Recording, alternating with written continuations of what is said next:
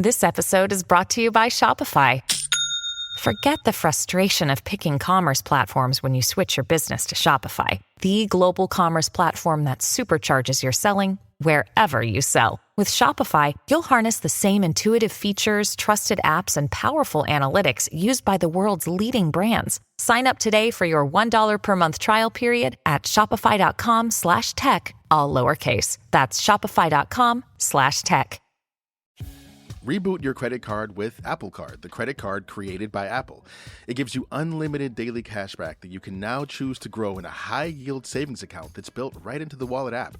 Apply for Apple Card now in the Wallet app on iPhone and start growing your daily cash with savings today. Apple Card subject to credit approval. Savings is available to Apple Card owners subject to eligibility requirements. Savings accounts provided by Goldman Sachs Bank USA, member FDIC. Terms apply. When I walk in a room, no one can see me. I mean, my license says I'm 5 foot, but we'll just leave it at that. So, and I just, because I'm so tiny, I feel very insecure. But what I've learned over the years is everyone is insecure. And if we go with that attitude and you walk up, chances are people are going to be relieved because they're not going to be alone. And as long as you don't talk about the weather, which will get you nowhere, you can actually have some, interesting, meaningful conversations with people. Welcome to How To. I'm Carvell Wallace. When's the last time you had to make small talk? I mean, if you're anything like me, then you probably are cringing at the memory right now. I mean, I don't know what makes it so hard for me to do this, but I truly hate small talk. It's like I either don't want to talk to the person at all, or else I only want to talk about immediately heavy topics like death, heartbreak, childhood trauma. But as it turns out, small talk is actually kind of an important part of connecting with other people.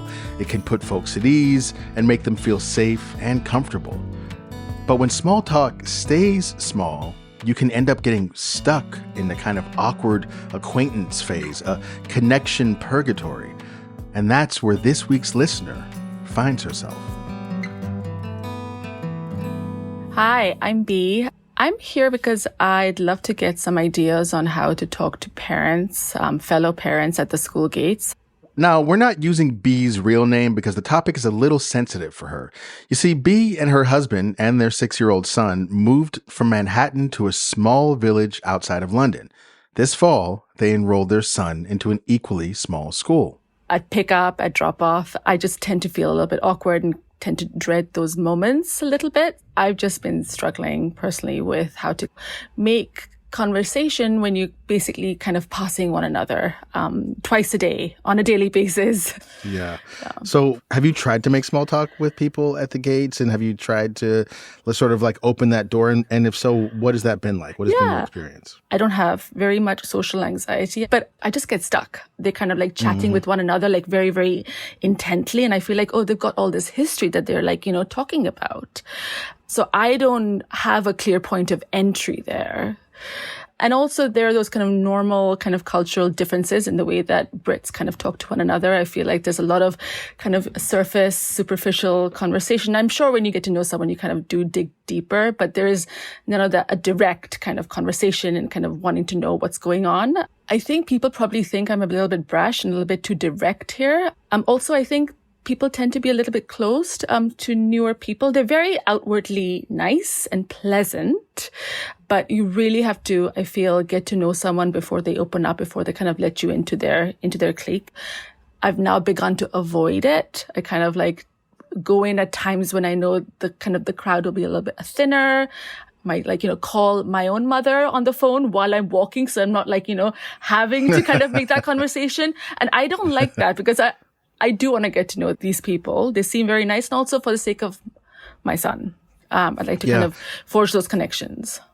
Yeah. Do you feel like you have a community right now where you live, or do you feel somewhat, maybe isolated is the word? No, I have worked really, really hard over these last 3 years to rebuild a community because I used to live here. So I think at this point, I have more people in my network here than I ever did in New York City, which is great. It's just this school community that still kind of remains elusive to me, I feel.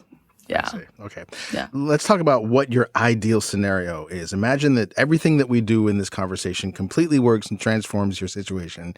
What does it look like? Describe to me, you pull up to the school gates, you walk up, what happens? How do people respond? What do you like and how do you feel after it's over? Oh my God.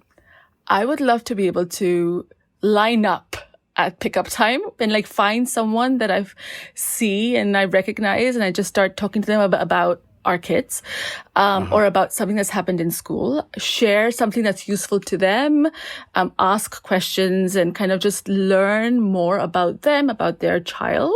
So I think I'd like to kind of have some simple points of entry into quick but meaningful conversations and not dread seeing someone that I might recognize. So this is probably something that a lot of us can relate to. Our lives are filled with background people. The regular at the coffee shop, the girl at the gym, that coworker that you kind of chat with every day. All people that could mean more to you if you only took the awkward, half-hearted small talk and turned it somehow into a meaningful conversation. So today on the show, we're bringing in someone who literally wrote the book on the art of connecting. She's going to help Bea and all of us kill it at small talk. Stay with us.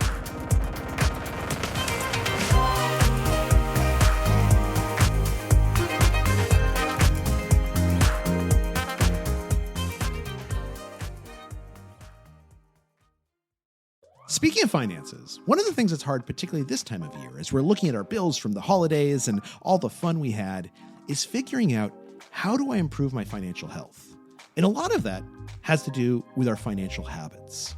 One of the things that researchers have found is that a key is deciding when to splurge and when to delay our gratification. So how do we make that easier? How do we train ourselves to develop the habits to put off the big purchase to delay our gratification? So one thing that experts suggest is setting aside time in each week to sit down away from the temptations and the distractions of the internet and of what we want to do in the moment, and to decide, how should I spend my money? If you set aside 30 minutes on every Sunday to think about the upcoming week and to plan for what splurges you're going to allow yourself, like perhaps that really nice cup of coffee on Wednesday that you love to get on the way to the office, and which ones you're going to put off, like that purse or those new jeans, because you know that it'll still be there 6 months later. That little bit of time can make all the difference in improving your financial health and your financial habits, and in helping us lead the lives that we want to live. This podcast is brought to you by Progressive Insurance. Let's face it, sometimes multitasking can be overwhelming. Like when your favorite podcast is playing and the person next to you is talking and your car fan is blasting, all while you're trying to find the perfect parking spot. But then again, sometimes multitasking is easy, like quoting with Progressive Insurance. They do the hard work of comparing rates so you can find a great rate that works for you, even if it's not with them. Give their nifty comparison tool a try and you might just find getting the rate and coverage you deserve is easy. All you need to do is visit Progressive's website to get a quote with all the coverages you want, like comprehensive and collision coverage or personal injury protection. Then you'll see Progressive's direct rate, and their tool will provide options from other companies all lined up and ready to compare, so it's simple to choose the rate and coverages you like. Press play on comparing auto rates. Quote at Progressive.com to join the over 28 million drivers who trust Progressive. Progressive Casualty Insurance Company and Affiliates. Comparison rates not available in all states or situation. Prices vary based on how you buy. We're back, and we're talking about why small talk is actually a bigger deal than you might think, and how to do it so well that you never have to fear it again. I'm Susan McPherson, she, her pronouns, and I'm the founder and CEO of a social impact consulting company, McPherson Strategies, and the author of The Lost Art of Connecting. How did you become a person who goes around teaching people how to talk to people? Well, back in the late 60s, early 70s, every morning at the breakfast table, my father was a professor at a women's college for 40 years, and my mother worked in public relations for several public television stations. But every morning, I would have to vie for real estate for my bowl of cereal or cinnamon toast because they would have the 5 local newspapers, plus yesterday's or the day before's New York Times or Boston Globe. They would sit there with their razor blade or scissors, clipping and cutting, going articles that made them think of people, going to their respective manual typewriters, and literally putting probably 10 to 15 clips out into the mail every day. And I thought everybody's parents did that. But what I learned from, what I learned from that is this real intentionality in thinking about others and, more importantly, letting them know that you were thinking of them. So as life proceeded ahead and different forms of technology, the fax machine, then the internet, then social media, I began to be able to do what they were doing, but obviously with much more efficiency. But the one thing I didn't forget was the importance of that intentionality. And I think the title of my book is The Lost Art of Connecting. We are more connected than we've ever been in human history, but we are disconnected from one another. And the reason I believe is because of this notion of lack of intentionality. You wrote a book about creating business relationships, and it seems to me that so many of the lessons can be applied to other relationships outside of the workplace. So what similarities do you see between sort of how to build a relationship within the workplace and how we build relationships socially? They're 99% the same. Our lives are so infiltrated and they bleed together. And I, years ago, decided it was complicated enough to be one person. Why did I want to be 2 people? So I realized I'm going to try to be the same. I also, the underlying theme of everything in my book is when we meet people, thinking about our superpowers and thinking about how we can be supportive and helpful to others, which I assure you is not about not taking the oxygen mask first, but it's more about what you bring to the table.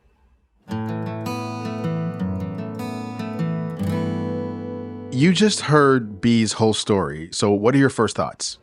Wow. Well, I think number one, Bee, you're a beautiful, caring, kind, compassionate human being. And I think you've gotten caught up in a loop where somehow there's something in your brain that is saying to you, oh boy, these people don't want me to be in their circles. But everything you said, explaining the situation about your life there, tells me that I think this is, and I don't mean to discount your feelings because they're 1,000% real, but clearly you are beloved by people who know you.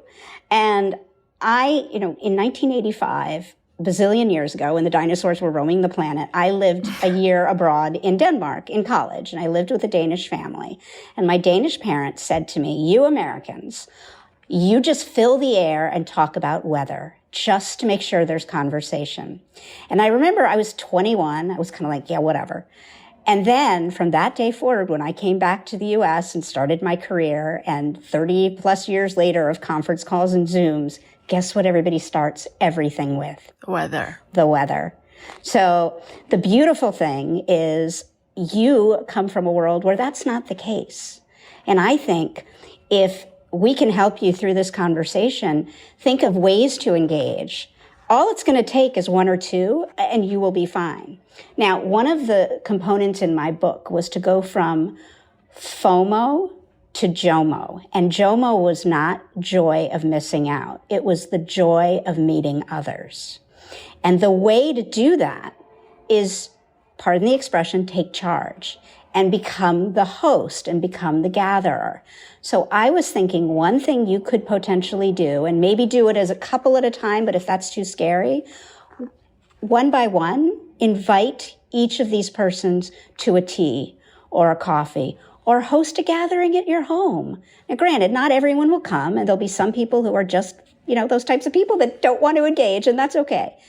But I think by doing that and thinking about your superpowers and the beauty that you bring into the world, I think something like that might just break the block that you have created. That's so interesting. I relate a lot to Bee's conundrum. I often enter into interactions feeling like, oh, no one would talk to me. I'm so boring. I'm weird. Like, I should just save these people the pressure of having to interact with me. And rarely do I think about what I might be offering to the situation. And I wonder, Bee, what feelings come up for you when you hear that? My initial feeling is how very perceptive Susan is, honestly, as an individual. I mean, I did not imagine in a million years that your very first piece of advice would be that have like organize something, get people over, because I've been kind of playing with this idea in my head for the last six months. I even looked into setting up like a kiddie first aid session for parents, because I feel like I want to do some kind of first aid CPR training. And I was like, I'm sure other parents want to do that too. So maybe I'll like set up like some wine and some nibbles. So I haven't done it. But I keep coming back to that idea. But hearing you say it bolsters that kind of initial instinct that maybe that's, and just as you said, maybe just a couple of people initially and then more, maybe it's like a book club or maybe it's something a little bit less commitmenty. But yeah, I love that you went to that first. I wouldn't have suggested it if you didn't talk about how you are connected and, if you were painfully shy, but I'm not getting that sense. Okay, so it looks like we got our first couple insights. First of all, the foundation of this entire endeavor is built on intentionality. Start looking at the mundane moments as opportunities. Reach out to people you normally wouldn't. Put effort into keeping up connections. Second, let's remember that there is joy in meeting another person. We can look at it as an opportunity to expand our understanding of life rather than just a tedious chore. Small talk works best with that attitude, and it also works best when there's some shared touch point, a place of common ground that's comfortable, which unfortunately is why weather makes such a frequent appearance. But in order to create something more interesting, you probably need to learn the art of asking evocative questions. I really like to go with what was the last great podcast you listened to? Or what's your favorite TV show? Or what movie have you seen? And leave them open-ended. Mm-hmm. And just a side note, when you ask people how they are, don't ask them how they are, because chances are they're just going to say meh or good. And I like to borrow from Brene Brown, where she'll say, in 3 to 5 words, tell me how you're feeling today, so that you can engage. But I love to go with, if you could solve one problem in the world tomorrow, what would it be? And how? Or if you could pick anywhere to go on vacation this summer and money wasn't an issue, where would you go? These are windows into people's spirits without being incredibly nosy or potentially, harmful in any way. But they do give you a lot more. And, then there's icebreakers at events. I mean, I was recently at one where they went around and said pie or cake. And I was like, guys, could we be a little more creative? And I said, what was your favorite food as a child? And the stories that people shared about their grandmothers or their uncles or, the packaging of, and you realized, everybody had a version of like spaghetti and meatballs, or whatever, but again, it helped us see the commonalities. Now, obviously, you're not going to walk up to everybody in this line of children and be like, hey, what's your favorite food? But I just meant, once you get back, if you can bring people together, I mean, I would, at least in the first, since you all share the children, is talk about what the plans are for their kids next summer. And, since you're fairly new to the community, you want to get a better sense of what are the options. Now, I am childless, so this is where I don't have a lot of expertise. But for all my friends that have children, like 80% of their conversation is about their kids. Sadly, yes. Yeah. Not sadly. It's Sadly, yes. true, but it's reality. But somehow I end up being able to be friends with them. One thing I've learned in interviewing people is that I always try to find what people like to talk about. And like this example of favorite food is a good one, because if you ask an open-ended question, people will they will take that in the direction they want to talk about. So if you say, tell me about your grandmother, well, you don't know that they want to talk about their grandmother. But if you say, what's your favorite food? And they say, well, my grandmother made this thing, then that indicates that they actually want to talk about that. You've been mentioning these really kind of eclectic, I think, and esoteric questions, right? I wouldn't dare kind of ask those questions in line at the gate. However, you have given me so many good ideas on how to have conversations at birthday parties, because at this point, my block is so very strong that I've told my husband that he's in charge of the birthday parties. So we've had, like, in the last six months that we've been at the school or so, we've probably been invited to about my son's been invited to about 6 birthday parties. And my husband, because he's the extra, he's quite happy to take him. And I just like stay at home and read a book. I'm just like fine doing that.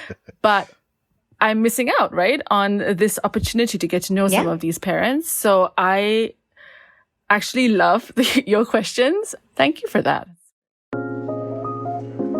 All right, so here's our next takeaway. There actually is no shame in preparation. A few standard starter questions can put you at ease and elicit meaningful responses. Often they'll be open-ended, they can lean on a point of connection, it could even be asking for help or advice in some way. You know, people like to feel seen, they like to feel helpful, and we've learned that showing a little interest or vulnerability can go a long way. And if someone doesn't answer your bid for connection, that's okay. They probably weren't your person in the first place. All right, we're going to take a quick break, but when we come back, we're going to dive deeper into that frightening word, rejection. Plus, Susan is going to explain how to make small talk turn into something bigger. Stay with us.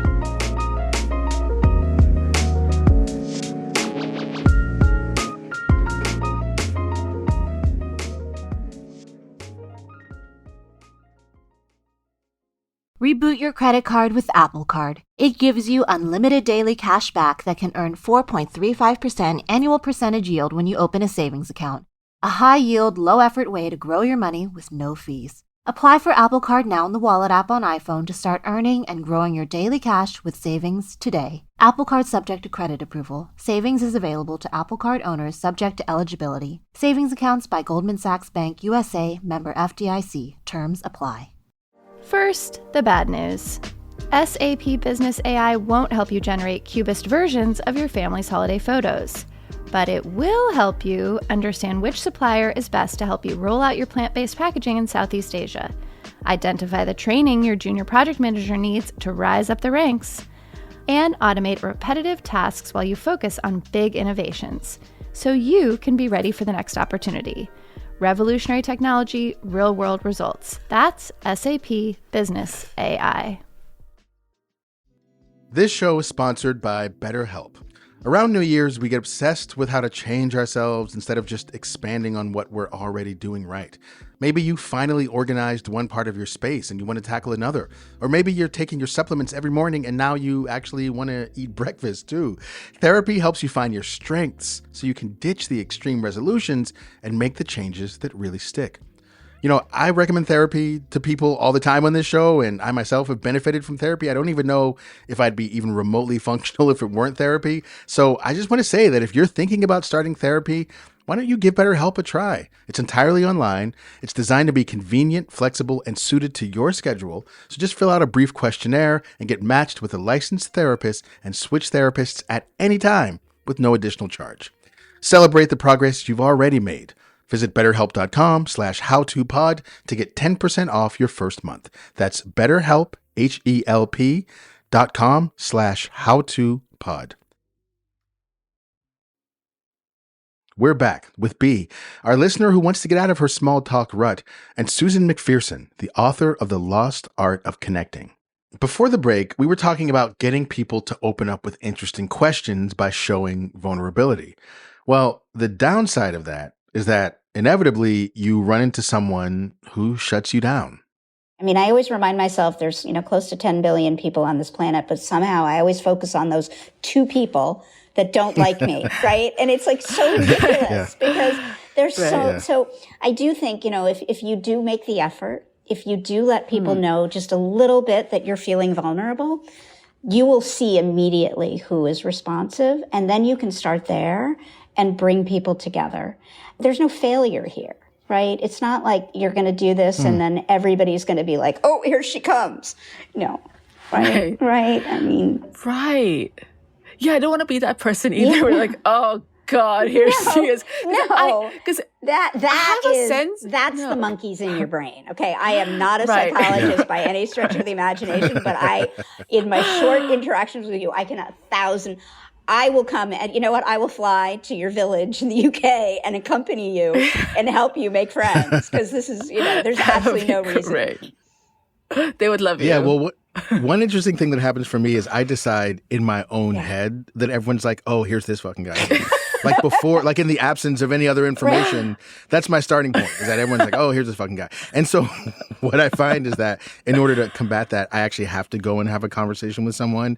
And then it's a pleasant exchange. We crack a few jokes, blah, blah, blah. And then I leave and I go, that person doesn't hate me. And then I'm like, maybe this thing in my head was just made up. I'm wondering if you relate to that at all, B.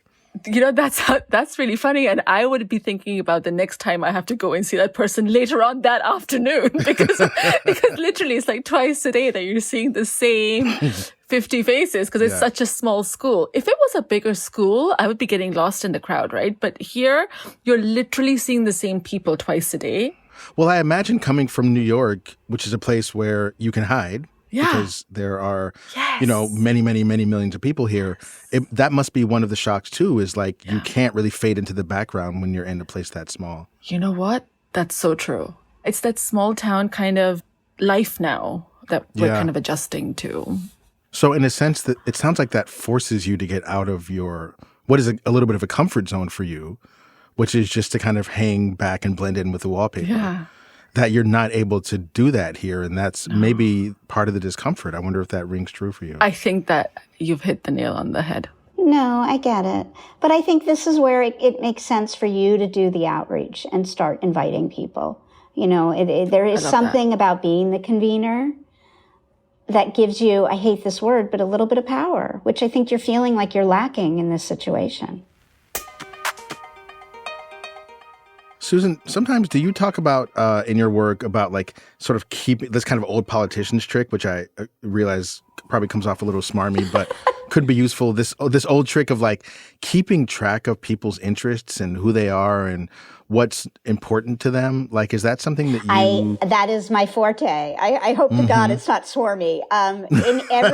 In my ridiculous Rolodex, although it's not a Rolodex anymore, I always add a photo so that I can remember the person, and then I add a little bit about something unique about that person or something that they said, so that when I follow up, it isn't like, oh, Carvell, it was nice meeting you on the podcast. It would be, oh, Carvell, I remember how great your smile was, right? Or B, next time I come to the UK, I got to look you up. Like I would try to make something, and I would ask about your son. So just something. And I realized for your listeners, they might be like, who the hell has time? And this is not something, I do every second of every day. But when I do meet new people, I do really make that conscious effort so that a year from now or even 6 months from now, when I come across them on a social post or something, it sparks something in my mind. And I have learned over the years, and one of the key tenets in the book is when you can show somebody that you not only saw them, but heard them and listened to them, that is one of the greatest gifts we can give one another, right? Because it shows we cared. And that's where your insightful questions come in. Yes. So you kind of garner some of that, intelligence on that person. In my book, there's a methodology called Gather, Ask, Do. And the Ask section is all about asking the meaningful questions of others to find out what their hopes and dreams are. And if you listen carefully, you can get to the do phase. That's true. I feel like in order to do that successfully, I probably have to get a little bit clued into the existing, I don't want to say politics, but I want to say dynamics of the group. Because like I said, a lot of these ladies, because at the moment it is mums more than dads, know one another from like their kids' preschool, for example. So I don't know which three would be like a good. So I'm not sure. Like, invite them all. Invite them all? 30 mums. 30 people, 15 will say yes, 7 will show. Yeah. Seriously. I mean, and then you have 7. Yeah. And I am of the school, as scary as it may be, as you say, you know what? I'm new. I'm just learning. I'm trying to figure out how more about this community. And I'd love to, and I don't want to assume budgets or anything, but, I'd love to treat you all to, cake and coffee or, whatever. And the ones who say no, you know what? The hell with them. Yeah. I guess my fear is being valuable enough or kind of being able to add enough value to be able to comfortably and seamlessly enter into the margins of a circle that exists currently, and just knowing how to do that. And I think that's what you guys are helping me with. Initially in your question, you talked a little bit about almost the fact that like there was a concern maybe on the other side of like being dragged into long conversations, like spending an hour at the school gate afterwards, you know what I mean? Like you feel like you maybe would like to get in there, have your conversation and get out. Is there some fear about, I don't want to say commitment, but something like that, like a feeling of like, oh, once I start like hosting and being this social person, now I'm responsible for that day in and day out, morning and night. Who has the time? Does that it all resonate? Yes, it's going to be so much harder for me to kind of fade into the background after I've played host to 30 people in my house. I don't want to be, coming in as a social butterfly on a daily basis. So I think that absolutely resonates. Fascinating. Not the long, meaningful conversations, but just if I'm putting myself out there, and maybe that's the reason I haven't done it yet, is because the minute I do that, it's like, oh, hi. Oh, you. I'm not sure I want to do that, twice a day either. So I don't know. That you hit the nail on the head there again, Carvell. Susan, what are your thoughts about that aspect? Well, I feel like we've uncovered Pandora's box now. This is all a block, if that's the case. So Yeah. So, but I do wonder about sort of like, and this maybe gets a little more technical. It's like keeping conversations honest and useful, but also short. Having like managing boundaries around it. I know, like for me, the word boundaries came up, B, when you were talking, because I always think about like my fear is actually that not only that I won't be accepted, but that I won't be able to say no once I am accepted. And so I wonder if this is a sort of like more subtle art of conversation thing, Susan, maybe. How do we have conversations that are meaningful, to the point, short, but also extract ourselves gracefully? We're direct. We say we have to go now. I think over our lifetimes, we've built up so many artificial scenarios in our head, as opposed to you say to somebody, I have to get home. I have, the da-da-da-da-da going on. This was wonderful. I look forward to seeing you tomorrow. Or let's finish this discussion tomorrow. I hate to be, but a former coach of mine said, we end up just wasting so much time worrying about what is going to be said when if we say it, and we say it with kindness, of course.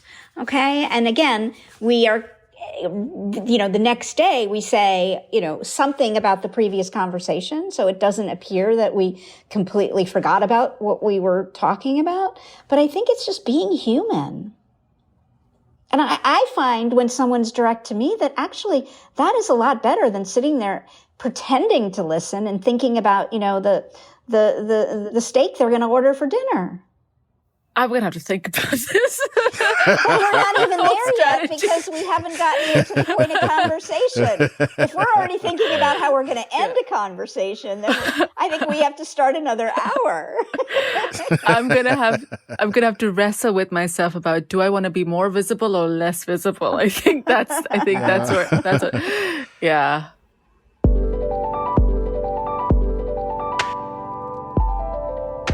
B, I feel like there's probably a lot of people that are in your situation right now. I mean, my kids are 20 and 18, but I did drop off, for many years. And I had a pretty similar experience to you of just like, oh, this is awkward. I don't really feel like making eye contact with people, but oh no, this person has cornered me. Oh no, I should probably open up, and I haven't had my coffee yet. Just whatever. Yeah. And I realized that now I know that all the parents are going through that. I'm wondering if you have any advice for people who are going through that right now, things that you've learned. You're asking me? Yeah, I'm asking you. I guess my advice, and one thing that has worked for me, maybe not with the school community, but outside of that, with this network that I've worked really hard to kind of rebuild here in England, is, I think it's called aggressive friendship or something. I forget where I've learned that from, but I will reach out to my friends and kind of force them to meet up with me for a coffee or a meal, or let's go to a spa, or let's... And it is that kind of just wanting to be face to face with people that you care about, because so much time passes, right, in between face-to-face, true, meaningful contact. No one calls anybody anymore.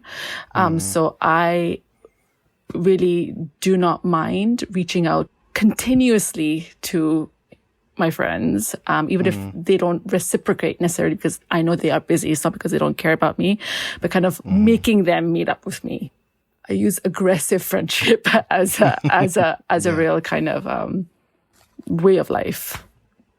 I love that because I feel that it's the same for most people I know, that the desire is there, but the intentionality is not. Yeah. Right? We want to be more connected, but we pick up our phones to be like, yeah, I'm going to reach out to so-and-so. And then cut to 40 minutes later, we've been scrolling Instagram for 40 minutes. And what is Gotta even get happened? rid of your Instagram, Carvell. Yeah. Well, and this, my friends, is the weather talk every day. We're putting up our own blockers so that we don't. By doing that, it is very one-sided, right? There's no interaction there. I mean, maybe you have a bit, but I mean, to me, it's a muscle that needs to be practiced. I mean, people sometimes say to me, because I reach out usually to 2 to 3 people every day and just let them know I'm thinking of them.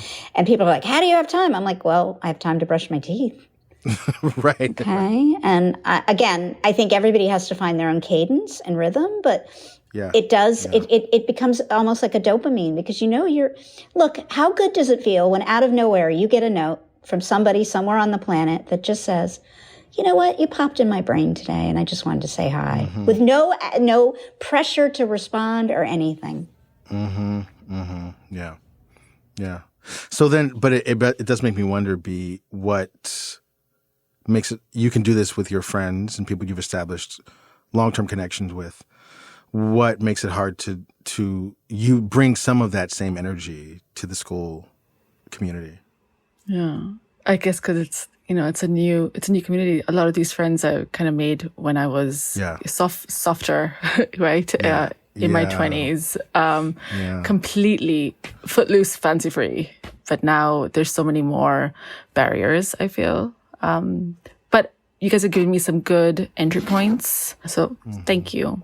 Yeah. Susan, do you have any last kind of like words of advice, wisdom, encouragement, either for B or for our listeners or for me? Several things, but I'll be quick and concise. We know the Surgeon General and the World Health Organization has basically made proclamations that building connections will actually keep us healthier and stop loneliness. So just for any reason, right? If we want to be as healthy as if we were running every day and eating kale every day, and you don't want to do either one of those, try connections too.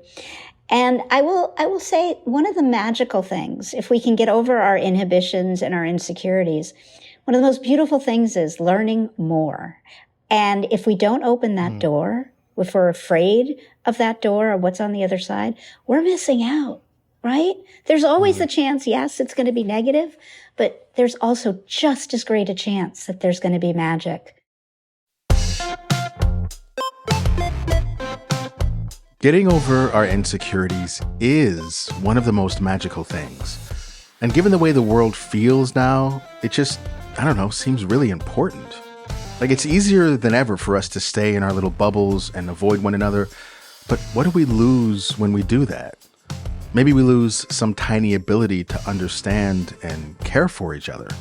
And I'm not saying small talk can bring about world peace, but maybe it can bring just a little more local serenity.